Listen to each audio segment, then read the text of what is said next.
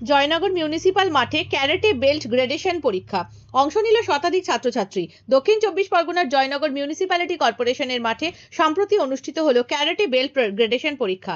এই পরীক্ষার আয়োজন করে sports karate academy, Joynagar Nimpith এবং organisation of sports and smart Shotokan ইন্ডিয়ার তত্ত্বাবধানে। অনুষ্ঠানে প্রায় শতাধিক ছাত্রছাত্রী অংশগ্রহণ করে, যার মধ্যে ছাত্রীদের সংখ্যাই ছিল বেশি। 5 বছর থেকে 21 বছর বয়সী ছাত্রছাত্রীরা বিভিন্ন বেল্ট গ্রেডেশনের জন্য পরীক্ষায় বসে।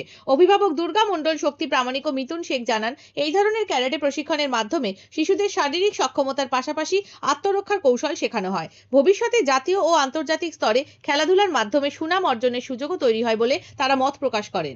সম্পূর্ণ পরীক্ষার আয়োজন করেন তৃতীয় ডিগ্রি ব্ল্যাক বেল্ট প্রাপ্ত প্রশিক্ষক খতির গাজী। তিনি বলেন, আগামী দিনে আরো বেশি করে ছোট ছোট ছাত্রছাত্রীদের আন্তর্জাতিক স্তরে তুলে ধরাই তাদের লক্ষ্য।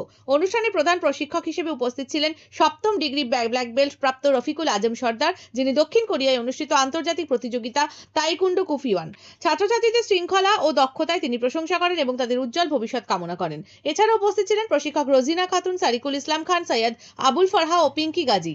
সমগ্র অনুষ্ঠান সুন্দরভাবে পরিচালনা করেন পরিচালক অনুপ মণ্ডল। করতে পারি এবং আমরা দেখুন বর্তমান সমাজে কারেন্ট সিচুয়েশন, রাতে কোনো মেয়ে যদি 8টার পর বেরোয় তার নিরাপত্তা দেখতে গেলে বাবা মার একটা টেনশন থাকে।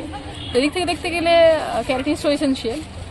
তো তার জন্য নিজের নিরাপত্তা এবং যদি পাশে যদি অন্য কোনো মানুষের যদি কোনো সহকর্মী বা কোনো কো প্যাসেঞ্জার যদি কোনো বিপদ হয়, সেক্ষেত্রে ক্যারেট খুব এসেনশিয়াল, তাকে সাহায্য করার জন্য। হ্যাঁ, আমি নেপালে গেছিলাম এই লাস্ট ইয়ারেই, সেখান থেকে গোল্ড এনেছিলাম। গোল্ড, বাহ, ভেরি গুড। কতদিন প্র্যাকটিস হচ্ছে তাহলে? আমি 2008 সাল থেকে প্র্যাকটিস শুরু করেছি। তো 2015 সালে আমি ব্ল্যাক বেল্ট হয়েছি। আসানসোল থেকে আমি ফার্স্ট ব্ল্যাক বেল্ট পরীক্ষা দিয়েছি। আচ্ছা। তো আমি কখনো ইন্টারন্যাশনাল যাইনি, আমার ন্যাশনাল এগুলো সব কমপ্লিট আছে। এখানে ভর্তি করলাম মেয়েদের একটা সুরক্ষার জন্য ভর্তি করলাম। এখন যা দিনকাল পড়েছে তার জন্য ভর্তি করেছি, যদি নিজের সুরক্ষা নিজে করতে পারে। আচ্ছা আচ্ছা।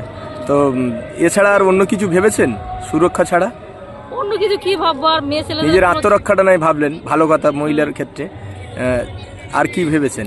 আর কি ভেবেছি, যদি বা কোনো ভালো যদি একটা পজিশনে যেতে পারে। বাহ। কোথা থেকে এসেছেন আপনি?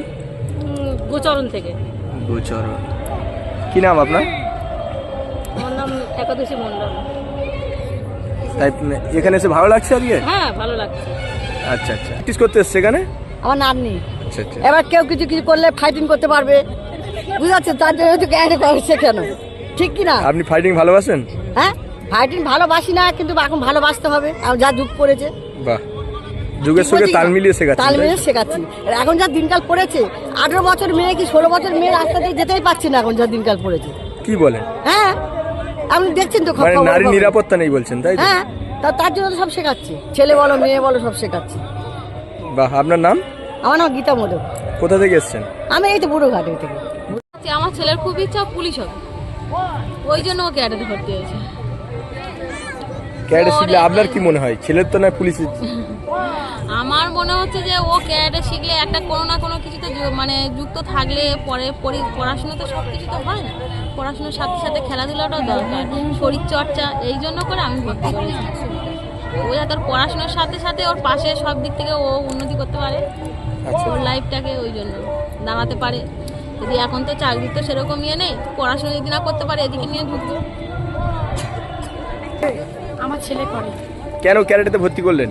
স্যার, ক্যারেটে তো অ্যাকচুয়ালি ছেলের আত্মরক্ষার জন্য, প্লাস ছেলে যাতে ভবিষ্যতে একটা কোর্সের মাধ্যমে একটা ভালো কিছু করে, বা ছেলের শরীর স্বাস্থ্য ভালো থাকার জন্য ইয়ে করা আর কি, ক্যারেটেতে দেওয়া। আচ্ছা। কারণ ছেলে সবসময় রোগ শোক থাকে, এবারে সেই দিক থেকে হয়তো শরীরচর্চার দিক থেকে ওর শরীর স্বাস্থ্য ভালো থাকবে, প্লাস ও নিজেকে সব কিছুর দিক থেকে ও নিজেকে আত্মরক্ষা করতে পারবে, সেই কারণেই দেয়া। গুড। আপনার নাম? দুর্গা মণ্ডল। আপনার বাড়ি? নিমপিট। কি থাকতে ক্যারেট শেখাচ্ছেন কেন? সেটা আমার বিষয় না, ওটা ওর বাবার বিষয়। আপনাকে শুধু নিয়ে আসতে বললো, তাই তো? তাই এসে আজকে পরিবেশ দেখে কেমন লাগলো? হ্যাঁ, পরিবেশের আগেও এসেছি, 1 বছর, গত বছর এসেছিলাম নিমপিটে। আচ্ছা। তো আজকে আবারও এসেছি। ওর বাবা আসতে পারে না, ওর বাবার রবিবার কাজের চাপ থাকে। এমনি যা ক্লাস করে ওর বাবা করায়, কিন্তু ওই রবিবার ওর বাবা আসতে এখানে এসে আপনার কেমন লাগছে? আমার খুব ভালো লাগছে। ভালো লাগছে। সত্যি ভালো লাগছে। আপনার কি কোনোদিন মনে হয়েছিল যে নাতি ক্যারেটে শিখবে, আপনি আসবেন? একদম না। বাবা মা খুব চেষ্টা করেছে তাই তো ক্যারেটে শেখানো? যাই হোক, আমার প্রচেষ্টাই হচ্ছে। আমরা সত্যি কথা বলতে এইসব বিষয় আমাদের মধ্যে কিছু ছিল না, আর আমাদের মনের মধ্যেও কোনোদিন আনিনি। আপনার নাম?